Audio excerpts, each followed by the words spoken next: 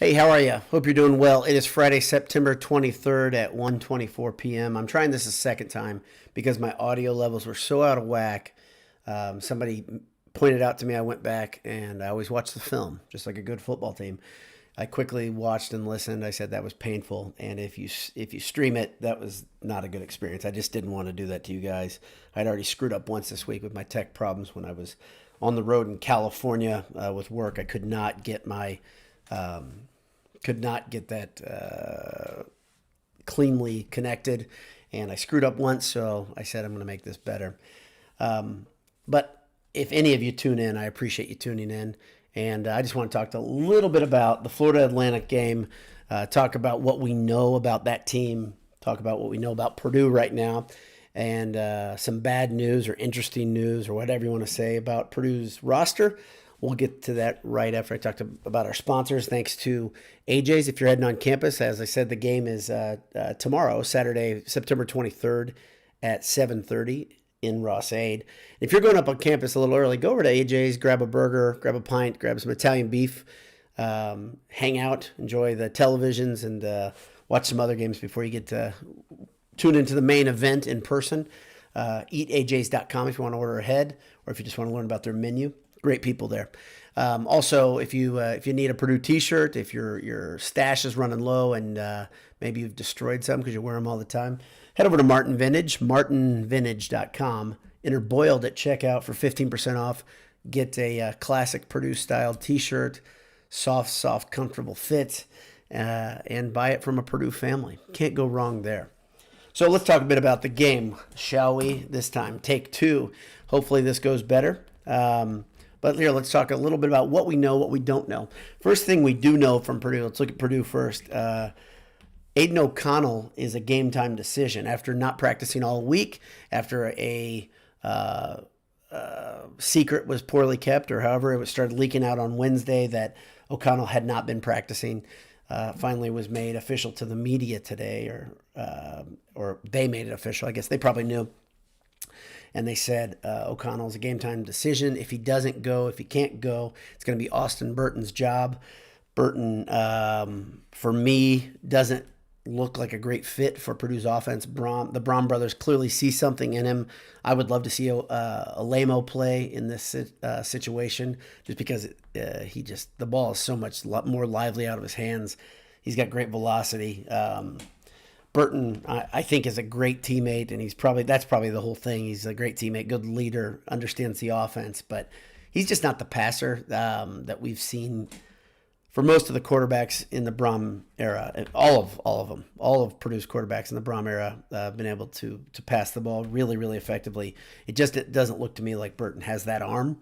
So take it for what it's worth from some guy, right? But let's hope O'Connell can play. And if he can, it's going to be problems for FAU. FAU has had a hard time all year stopping other teams from passing. They've got a good pass rush, but pretty poor pass defense in their defensive backfield. Florida Atlantic is also a team that can throw it and does throw it a lot. They're athletic, they're fast, but they're just not a great team. We can go through some things that have already happened. First off, they beat Charlotte, beat the heck out of them 43-13 to open the season. They lost by 3 to Ohio. They beat Southeast Louisiana 42-9, so a couple pretty weak opponents in there. You could argue 3 weak opponents there. And then they played their first real test in Central Florida and got whipped 40-14. Lost that game pretty convincingly. They had a hard time stopping the pass.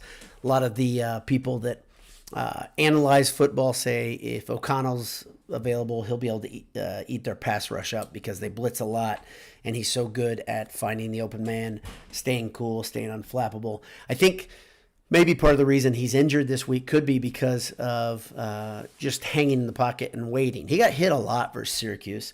I don't know the extent of his injuries or the nicks and cuts that he's dealing with, but definitely has something to do with the fact that he was hit a lot. One of those plays where Syracuse got to him, he decided to throw an underhanded pass to right to the Syracuse defensive tackle, which resulted in a pick six. But he came right back, I think, three plays later, and threw a bomb to Jones down the right side, and Purdue was right back in that game. That's O'Connell. That's the way he does things. He's very cool under pressure. He's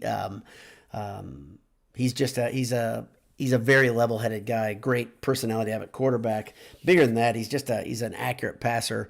That well, it's probably bigger that he's a mentally strong kid, but he's also a guy who takes risks a lot that are calculated because he's so darn accurate. Right now, coming in, Florida Atlantic is number 108 according to CBS, sitting at 2-2, and Purdue is number 47, sitting at 1-2, following that tough loss versus Syracuse, tough one to swallow. Florida Atlantic has something in common with Purdue. They're kind of an undisciplined team. They have a ton of penalties this season. They're the most penalized, have the most penalty yardage in the nation, 295 yards, averaging 74 yards a game. So part of the reason they have so many yards, though, is they've played 4 games. But I think dealing with Purdue's kind of power up front, I think they will struggle. I think they'll be in position to make mistakes and get penalized more. Nothing but positive for Purdue. But on the other side, this could be a game that just becomes a flag party because Purdue's problems dealing with how they deal with adversity is they get penalized, and those penalties really have spelled doom. If you want to break it down, be really critical this young season. That's the whole problem for Purdue. The ways they've lost, flags are intertwined or woven into those losses really as a big part of that tapestry. And Purdue really needs to clean that up. I don't know if they can clean it up this quickly.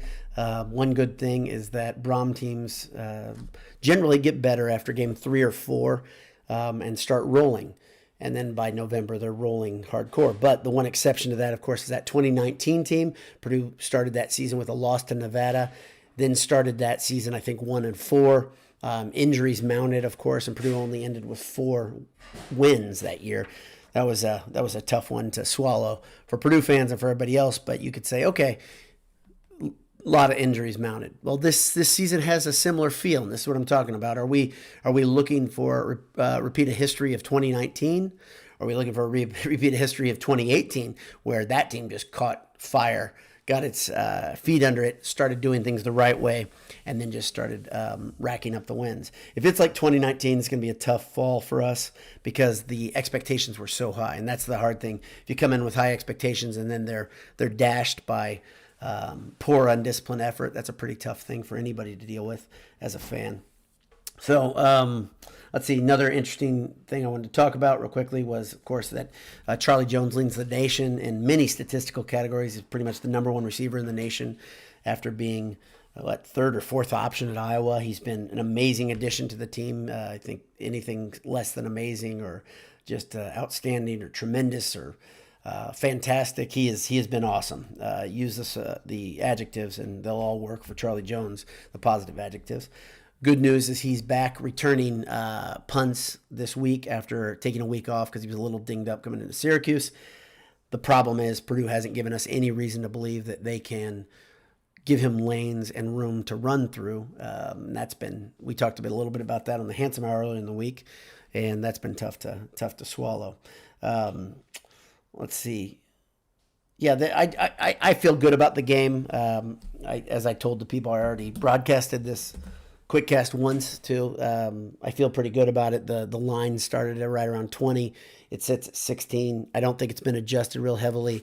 I think it'll probably drop again. I don't gamble, so I'm not that type of guy. But looking at those odds always kind of gives you a gauge at what you should expect, what you might expect from a game.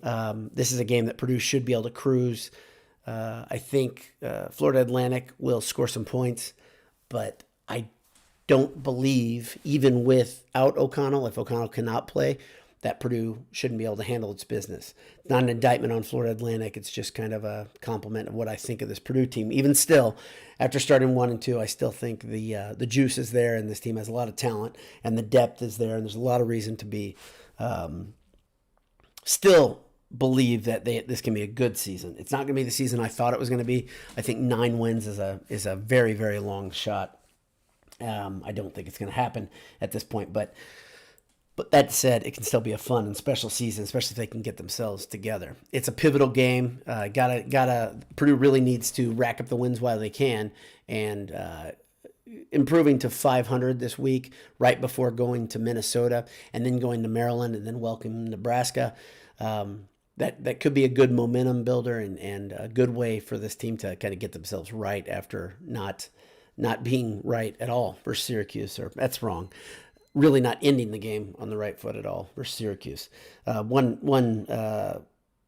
online magazine talked about Purdue avoiding being mopey coming to the game, and I think that's a very, very good term, a very good way to look at it. If Purdue is mopey, if Purdue has their heads hung and doesn't look ready to play, it could hurt them badly. If right away Florida Atlantic is up 7 to 10 points, which I could see happening, team jumps all over because they really want to beat a team when they're an underdog by that many points, by 16 points. They hear that too. Those teams hear that and they're aware of it. So Purdue really needs to start fast, be solid. I mean, that'd be better than even starting fast. If they can just be solid for a quarter or two, I think the size and depth inside will really help Purdue and start wearing down Florida Atlantic. If AOC is not the only one injured, of course. Jalen Graham is out still. Brock Thompson is questionable or game time decision, as is King Daroo. They're all game time decisions. So you have a lot of seniors, a lot of leadership that's potentially injured, and that's a big deal, but there's still a lot of guys on this team that are very experienced even without those. And I think if Daroo is out specifically, I think it gives a lot of opportunity for Makapi to show off a little bit and show what he can do, which he started to show a little bit of that versus Syracuse. I think Purdue will be able to blow up holes versus Florida Atlantic. And Purdue's going to have to be patient. That's the other thing. I think Payne Durham could be a very big part of this game, because if Burton starts the game specifically, Payne Durham will be a good security blanket for him. He'll be the guy to look at underneath as Florida Atlantic does everything they can to stop Purdue from going over the top with Charlie Jones. That's about it. I'm at about 12 minutes. Like I said, I feel pretty good about the game, even regardless of who starts at quarterback. But anything can happen. Purdue needs to have their head screwed on straight.